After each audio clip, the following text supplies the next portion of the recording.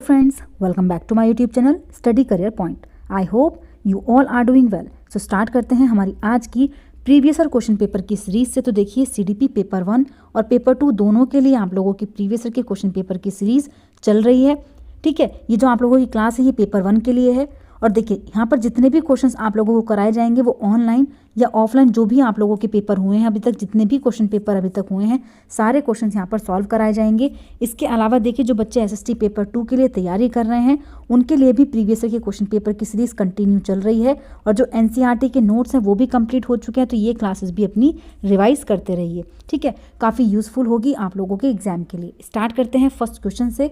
तो देखिए first question यहाँ पर है, देखिए अभिकथन ए यहाँ पर दिया गया है। अध्यापकों को पढ़ाई जाने वाली अवधारणाओं के बारे में विद्यार्थियों के सहज सिद्धांतों के बारे में जानना चाहिए और उसी के आधार पर पाठ आगे बढ़ाना चाहिए। देखिए नाइव थ्योरी यहाँ पर दी गई है। जो नाइव सिद्धांत होते हैं वो क्या होते हैं, जो बच्चे की पूर्व जानकारी होती है, बच्चे की जो बुनियादी समझ होती है उसको कहा जाता है। तो देखिए बच्चे की जो बुनियादी समझ होगी, उसका जो विश्वास होगा, उसके आधार पर ही आप क्या करोगे। जैसे हम क्या करते हैं, पूर्व जानकारी के साथ बच्चों की चीज़ें स्टार्ट करते हैं और उसको उस स्टेज पर लेके जाते हैं जहाँ पर वो चीज़ें उसको नहीं पता होती हैं। ठीक है, तो उसी के आधार पर पाठ को हम क्या करेंगे, आगे बढ़ाएंगे। बिल्कुल सही पॉइंट हो जाता है।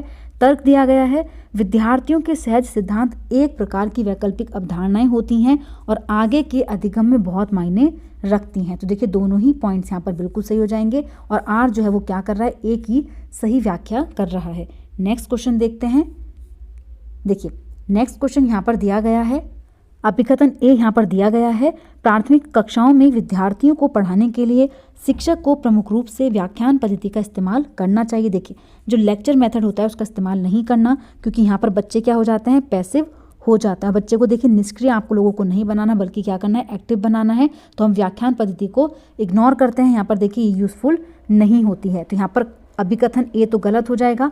तर्क दिया गया है, सीखने की प्रक्रिया सबसे ज़्यादा तब प्रभावी होती है जब वह निष्क्रिय श्रवण के माध्यम द्वारा की जाती है। देखिए निष्क्रिय नहीं होना चाहिए, एक्टिव होना चाहिए यहाँ पर, तो ये भी क्या हो जाएगा, गलत हो जाएगा। यहाँ पर देखिए दोनों ही कथन क्या हैं, बिल्कुल गलत हैं। नेक्स्ट देखते हैं। देखिए नेक्स्ट क्वेश्चन यहाँ पर दिया गया है, सीखने के उद्देश्य हेतु आकलन का उपयोग करने के लिए एक शिक्षक को क्या चाहिए कि वे सत्र के अंत में परीक्षा का आयोजन करें, केवल मानकीकृत परीक्षणों का उपयोग करें, चल रही गतिविधि में बच्चे की भागीदारी के आधार पर आकलन करें, या फिर सभी के लिए अर्धवार्षिक परीक्षा अनिवार्य करें। तो देखिए यहाँ पर कौन सा सही हो जाएगा, ऑप्शन नंबर 3 सही होगा, क्योंकि देखिए सत्र के अंत में भी नहीं होगा, मानकीकृत परीक्षण का उपयोग भी नहीं करना है, इसके अलावा अर्धवार्षिक परीक्षा भी नहीं है, बल्कि क्या हो जाएगा, चल रही गतिविधि में बच्चे की भागीदारी के आधार पर आकलन करना है। नेक्स्ट क्वेश्चन देखते हैं। देखिए नेक्स्ट यहाँ पर है, संरचनावादी उपागम के अनुसार निम्न में से कौन से घटक को विद्यार्थी में नहीं बढ़ाना है, समस्या समाधान को, निर्देशित खोज को, सहयोगी अनुमान को, या फिर कंठस्थ स्मरण। तो देखिए रोट मेमोराइजेशन को नहीं बढ़ाना है, ऑप्शन नंबर 4 यहाँ पर सही हो जाएगा। नेक्स्ट क्वेश्चन देखते हैं। देखिए नेक्स्ट क्वेश्चन यहाँ पर दिया गया है, समीपस्थ विकास का क्षेत्र संप्रत्यय निम्न में से किसने प्रतिपादित किया था। देखिए ZPD जो है वो किसने दिया था, यहाँ पर जेरोम ब्रूनर थे, BF स्किनर थे, लेव वाइगोत्स्की थे, या फिर हॉवर्ड गार्डनर। तो देखिए यहाँ पर कौन सा सही हो जाएगा, लेव वाइगोत्स्की सही आंसर हो जाएगा। नेक्स्ट क्वेश्चन देखते हैं। देखिए नेक्स्ट यहाँ पर दिया गया है, लॉरेंस कोलबर्ग ने बच्चों और वयस्कों में नैतिक तर्क की व्याख्या करते हुए चरणों का क्रम प्रतिपादित किया। 4 थे, 6 थे, 8 थे, या फिर 10 क्रम थे। तो देखिए यहाँ पर कौन सा सही हो जाता है, तो देखिए ऑप्शन नंबर 2 जो है बिल्कुल सही है। कितनी स्टेजेस, देखिए इन्होंने कितनी स्टेजेस दी थी, तो वो थी 6। लेवल अगर पूछे जाते तो कितने हो जाते, 3 लेवल हो जाते, लेकिन स्टेजेस पूछी गई तो हर एक लेवल में 2 स्टेजेस हैं, इसका मतलब 6 यहाँ पर हो जाएंगी। नेक्स्ट क्वेश्चन देखते हैं। देखिए पाठ्य पुस्तकों में महिलाओं की तुलना में पुरुषों का अधिक प्रतिनिधित्व होना किसका उदाहरण है, जेंडर पूर्वाग्रह का, जेंडर समता का, जेंडर समानता, या फिर जेंडर निष्पक्षता। तो देखिए कौन सा यहाँ पर सही होगा, तो देखिए पुस्तकों में जो पाठ्य पुस्तकें होती हैं उनमें महिलाओं की तुलना में पुरुषों का अधिक प्रतिनिधित्व किस चीज़ का है, जेंडर पूर्वाग्रह। क्या हो जाएगा, जेंडर बाइस का एग्जाम्पल हो जाएगा। नेक्स्ट देखते हैं। देखिए विकास एक निरंतर प्रक्रिया है, एक क्रमिक प्रक्रिया है, व्यक्तिगत कारकों से प्रभावित होता है लेकिन वातावरणीय कारकों से नहीं होता, वातावरणीय कारकों से प्रभावित होता है लेकिन व्यक्तिगत कारकों से प्रभावित नहीं होता। तो देखिए कौन सा यहाँ पर सही हो जाएगा, तो देखिए जो डेवलपमेंट होता है वो ग्रेजुअल होता है और सिक्वेंशियल होता है, तो यहाँ पर कौन सा सही हो जाएगा, एक क्रमिक प्रक्रिया होती है। नेक्स्ट देखते हैं। देखिए, बुद्धि लब्धि IQ परीक्षणों के संदर्भ में निम्न में से कौन सा कथन सही है? वे बहुत व्यापक तरीके से बुद्धि को मापते हैं। बुद्धि लब्धि परीक्षणों में मापने की एक निश्चित प्रकार की त्रुटि है। बुद्धि लब्धि परीक्षण किसी भी प्रकार के सांस्कृतिक पूर्वाग्रह से मुक्त है, या फिर बुद्धि लब्धि परीक्षण हमेशा अत्यधिक विश्वसनीय होते हैं। तो देखिए कौन सा यहाँ पर सही होगा। तो देखिए यहाँ पर जो करेक्ट आंसर है वो है ऑप्शन नंबर 2, बुद्धि लब्धि परीक्षणों में मापने की एक निश्चित प्रकार की त्रुटि होती है। नेक्स्ट देखते हैं। देखिए, जीन पियाजे के संज्ञानात्मक विकास सिद्धांत के अनुसार किस चरण पर अनैच्छिक क्रियाएं अधिगम का प्रधान और प्राथमिक माध्यम होती हैं? देखिए कौन सी पूछी गई हैं? अनैच्छिक क्रियाएं पूछी गई हैं, तो वो कौन से स्टेज में होती हैं? संवेदीगामक में होती हैं, पूर्व सक्रियात्मक में होती हैं, मूर्त सक्रियात्मक में होती हैं, फिर औपचारिक सक्रियात्मक अवस्था में होती हैं। तो देखिए यहाँ पर कौन सा सही हो जाएगा। तो बच्चे के अंदर जो अनैच्छिक क्रियाएं होती हैं वो कब होती हैं? तो वो होती हैं जब बच्चा सेंसरी मोटर स्टेज में होता है। नेक्स्ट देखते हैं। देखिए, लेबाइगोत्स्की ने विकास को किस से और किस में बदलाव के रूप में परिकल्पित किया है? तो देखिए, लेबाइगोत्स्की ने विकास को स्कीमा संप्रत्य स्कीमा की बात कौन करते हैं? जीन पियाजे करते हैं। सामाजिक स्तर पर सहभागी क्रियाओं को, तो देखिए यहाँ पर कौन सा सही हो जाएगा। सामाजिक स्तर पर सहभागी क्रियाओं को इन्होंने प्रोत्साहित किया है। तो यहाँ पर कौन सा सही हो जाएगा? ऑप्शन नंबर 2 जो है वो बिल्कुल सही है। नेक्स्ट क्वेश्चन देखते हैं। देखिए, बहुत छोटे बच्चों के लिए निम्न में से कौन सा समाजीकरण का प्राथमिक और प्रधान घटक है? जनसंचार, सांस्कृतिक प्रचलन, विद्यालय या फिर परिवार? तो देखिए यहाँ पर पूछा गया है बहुत छोटे बच्चों के लिए, तो क्या हो जाएगा? तो यहाँ पर ऑप्शन नंबर 4 बिल्कुल सही है। सबसे छोटे बच्चों के लिए परिवार प्राइमरी होता है। ठीक है, नेक्स्ट देखते हैं। देखिए, सिद्धांतवादी भाषा और विचार के मध्य संबंध की अवधारणात्मक समझ के बारे में मतभेद रखते हैं, जबकि जीन पियाजे का मानना है कि किस चीज़ को प्रभावित करता है और लेबाइगोत्स्की का सुझाव है कि किस चीज़ को निर्देशित करता है। तो देखिए यहाँ पर दोनों के द्वारा दी गई डेफिनेशंस थोड़ी अलग अलग हैं। तो यहाँ पर देखिए कौन सा पॉइंट है जो सही हो जाएगा। तो देखिए, जीन पियाजे का मानना है कि जो संज्ञान है वो भाषा को प्रभावित करता है, जबकि जो लेबाइगोत्स्की है वो क्या कहते हैं कि भाषा जो है वो विचार को निर्देशित करती हैं। ठीक है, तो दोनों का जो कथन है वो क्या है, थोड़ा सा डिफरेंट है। जो वाइगोत्स्की है वो क्या कहते हैं कि पहले भाषा आती है, भाषा से ही विचार आते हैं, और जो जीन पियाजे हैं वो कहते हैं कि पहले विचार आते हैं और उसके बाद भाषा आती है। ठीक है, तो इसी वजह से यहाँ पर देखिए ऑप्शन नंबर 1 जो हो जाएगा वो बिल्कुल सही हो जाएगा। नेक्स्ट क्वेश्चन देखते हैं। देखिए, नेक्स्ट यहाँ पर है, निम्न में से कौन सा विकास को प्रभावित करने वाला वातावरणीय कारक है? देखिए कौन सा पूछा गया है, एनवायरमेंटल फैक्टर यहाँ पर पूछा गया है। वंशाणु है, आनुवंशिकता है, परिपक्वता है या फिर विद्यालय है? तो देखिए कौन सा यहाँ पर सही होगा। तो देखिए ऑप्शन नंबर 4 बिल्कुल सही है। जो एनवायरमेंटल फैक्टर हो जाएगा वो क्या है, वो है स्कूल, और जीन्स ये क्या है, ये हेरिडिटी फैक्टर्स हो जाते हैं। तो यहाँ पर देखिए कौन सा सही है, ऑप्शन नंबर 4। नेक्स्ट देखते हैं। देखिए नेक्स्ट क्वेश्चन यहाँ पर है, निम्न में से किसके द्वारा विद्यार्थियों में समालोचनात्मक चिंतन में बाधा पड़ने की संभावना है? अनुरूपकों के प्रयोग को बढ़ावा देने से, खुले अंत वाले प्रश्न पूछने से, गहन चिंतन के लिए समय प्रदान करने से, या फिर रट कर याद करने को प्रोत्साहित करके? देखिए कंठस्थीकरण बच्चे को नहीं कराना है। ठीक है, गहन चिंतन के लिए तो देखिए यहाँ पर पूछा गया था कि कौन सा हिंड्रेंस पैदा करता है, बाधा कौन सा डालता है, तो वो है ऑप्शन नंबर 4। नेगेटिव पूछा है तो नेगेटिव कौन सा हो जाएगा, ऑप्शन नंबर 4 यहाँ पर सही हो जाएगा। नेक्स्ट क्वेश्चन देखते हैं। देखिए, जीन पियाजे के अनुसार नई जानकारी की समझ बनाने के लिए मौजूदा स्कीमा में बदलाव की प्रक्रिया क्या कहलाती है? देखिए, the process of changing the existing schema to make sense of new information. तो देखिए क्या करना है आप लोगों को, यहाँ पर नई जानकारी की समझ बनाने के लिए मौजूदा स्कीमा में बदलाव कर रहे हैं, तो उसको क्या कहेंगे?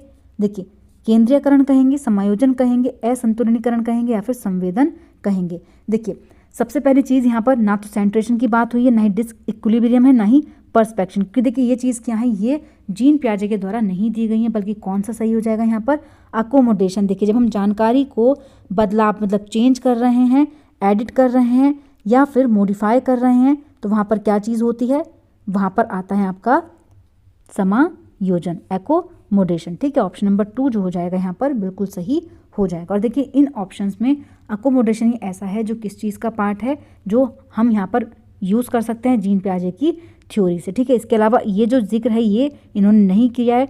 डिसइक्विलिब्रियम का किया है, लेकिन इसका यहाँ पर कोई यूज़ नहीं है, क्योंकि यहाँ पर क्या चीज़ बोली जा रही है कि हम प्रीवियस जो हमारा स्कीमा है उसमें हम क्या कर रहे हैं, बदलाव कर रहे हैं, तो वो किससे रिलेटेड होगा, समायोजन से रिलेटेड होगा। नेक्स्ट देखते हैं। देखिए, प्रतिभाशाली विद्यार्थियों के बारे में निम्न में से कौन सा कथन सही है? वे अत्यधिक प्रयासों द्वारा सीखते हैं, वे जानकारी को समझने में अधिक समय लेते हैं, या फिर उनमें औसत से अधिक क्षमता होती है, या फिर उनके विचारों में रचनात्मकता और मौलिकता की कमी होती है। तो देखिए कौन सा यहाँ पर सही हो जाएगा। तो देखिए, प्रतिभाशाली विद्यार्थियों के बारे में वे जानकारी को समझने में देखिए अधिक समय लेते हैं, तो ये तो यहाँ पर गलत होगा। अत्यधिक प्रयासों द्वारा सीखते हैं, ये भी यहाँ पर गलत होगा।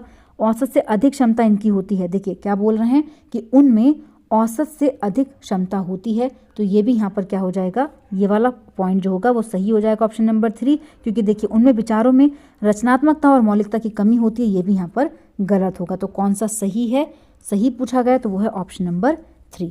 नेक्स्ट देखते हैं। देखिए नेक्स्ट क्वेश्चन है, निम्न सामाजिक आर्थिक समूहों से संबंध रखने वाले विद्यार्थियों के सफल समावेशन हेतु कौन सी बात महत्वपूर्ण है? मानकीकृत पाठ्यचर्या द्वारा शिक्षण, तो देखिए मानकीकृत पाठ्यचर्या द्वारा शिक्षण नहीं कराना है बच्चे को।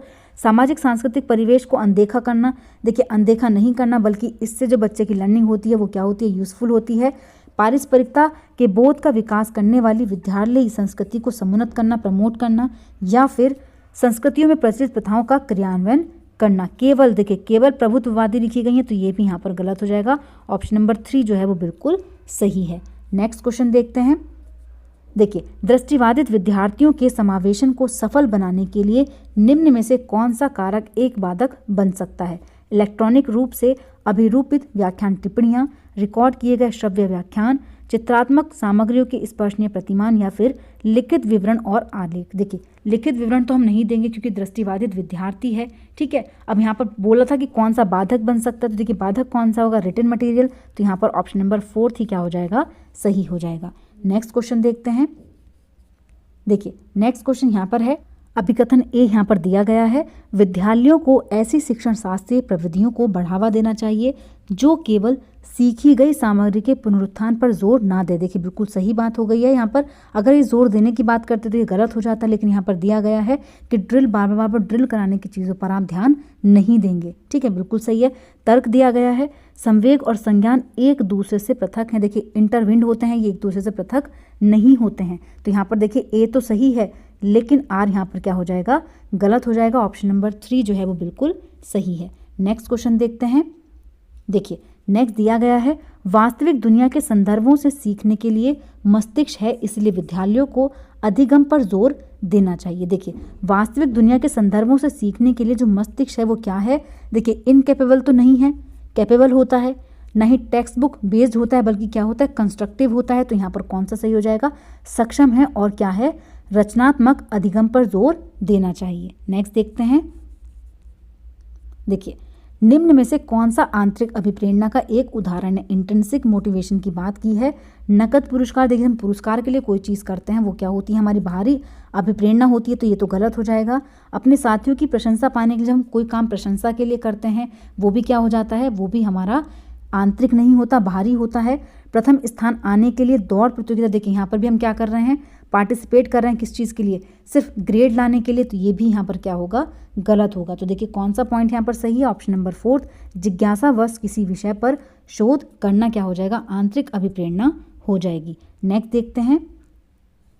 देखिए एक अनुकूल शिक्षण अधिगम वातावरण के लिए किसकी आवश्यकता है? अधिक से अधिक जोखिम की, विकर्षणों का न्यूनतम होना, व्यक्तिगत विभिन्नताओं को नज़रअंदाज करना, या फिर अनम्य शैक्षणिक कार्य प्रणाली। देखिए कौन सा यहाँ पर सही हो जाता है, तो देखिए ऑप्शन नंबर 2 बिल्कुल सही है। आप लोगों को क्या करना है, जो बच्चे देखिए यहाँ पर किस चीज़ की, अनुकूल शिक्षण अधिगम वातावरण के लिए क्या करेंगे, मिनिमाइज करेंगे किस चीज़ को, डिस्ट्रैक्शन को। तो यहाँ पर ऑप्शन नंबर 2 जो है वो बिल्कुल सही है। नेक्स्ट क्वेश्चन देखते हैं।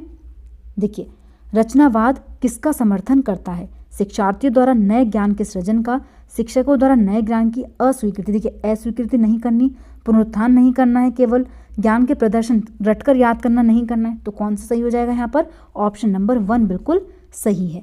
नेक्स्ट देखते हैं। देखिए नेक्स्ट क्वेश्चन यहाँ पर है, कक्षा में सभी शिक्षार्थियों को शामिल करने के लिए विविध साधन प्रदान करना महत्वपूर्ण है। तो देखिए यहाँ पर शामिल करने के लिए, प्रतिस्पर्धा के लिए, भेदभाव करने के लिए या फिर अबोधगम्यता के लिए। देखिए कौन सा यहाँ पर सही हो जाता है, तो देखिए यहाँ पर हम क्या करेंगे, सिर्फ शामिल करने के लिए ऑप्शन नंबर 1 जो है वो बिल्कुल सही होगा। नेक्स्ट देखते हैं।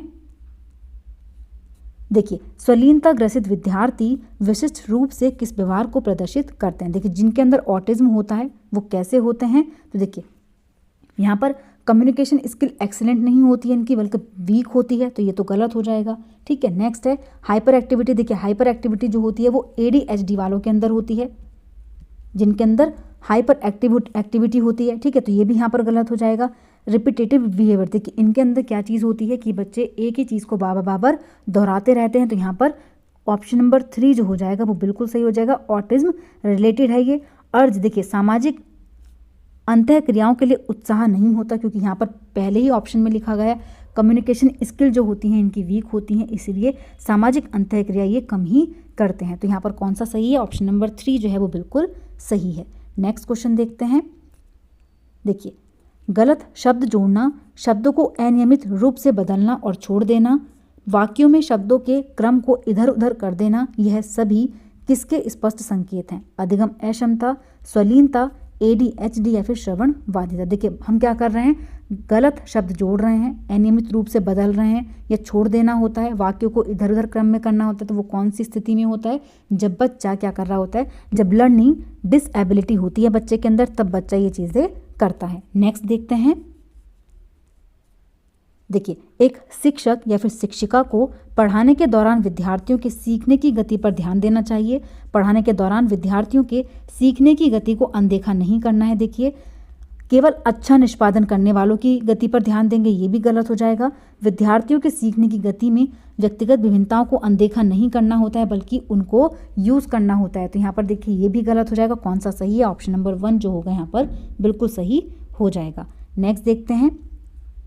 देखिए एक समस्या को कई मध्यवर्ती उपलक्ष्यों में विभाजित करने की युक्ति और फिर प्रत्येक मध्यवर्ती उपलक्ष्य को हल करने के साधनों का पता लगाना क्या कहलाता है। तो देखिए ये चीज़ मैंने आपको मल्टीपल टाइम बता दी है। मीन्स एंड एनालिसिस जो होता है उसमें क्या चीज़ होती है, तो देखिए इसमें जो बच्चा है वो क्या करता है, जो समस्या होती है उसको सब गोल्स में डिवाइड करता है, फिर उन सब गोल्स का सॉल्यूशन फाइंड करता है। ठीक है, तो वो कौन सी स्टेज होती है, तो देखिए यहाँ पर जो साधन है वो कौन सा है, वो है साधन अंतः विश्लेषण। ठीक है, तो कौन सा सही हो जाएगा, ऑप्शन नंबर 3 जो है वो बिल्कुल सही है। नेक्स्ट देखते हैं। देखिए लास्ट क्वेश्चन है ये, निम्न में से कौन से कारक सीखने की प्रक्रिया को प्रभावित करते हैं। कक्षा का परिवेश, संसाधनों की उपलब्धता, शिक्षक की शिक्षण शास्त्र विधियां या फिर विद्यार्थियों के तत्परता का स्तर। तो देखिए कौन सा यहाँ पर सही हो जाएगा, तो देखिए ऑप्शन नंबर 4 यहाँ पर बिल्कुल सही है। सारे ही पॉइंट्स यहाँ पर क्या हो जाएंगे, जो सीखने की प्रक्रिया को प्रभावित करेंगे। ठीक है, तो ऑप्शन नंबर 4 जो है यहाँ पर बिल्कुल सही है। तो देखिए आज की क्लास यहीं पर कंप्लीट होती है। जितने भी क्वेश्चंस थे वो सारे मैंने आप लोगों को करा दिए हैं। ऐसे ही कंटिन्यू आप लोगों की क्लासेस चलती रहेंगी एग्जाम तक। अगर आप लोगों को मेरी क्लास अच्छी लगी हो तो प्लीज़ मेरे चैनल को लाइक करें, सब्सक्राइब करें और शेयर करें। ऐसी ही और वीडियोज़ के लिए मेरे चैनल पर बने रहिए। Thank you.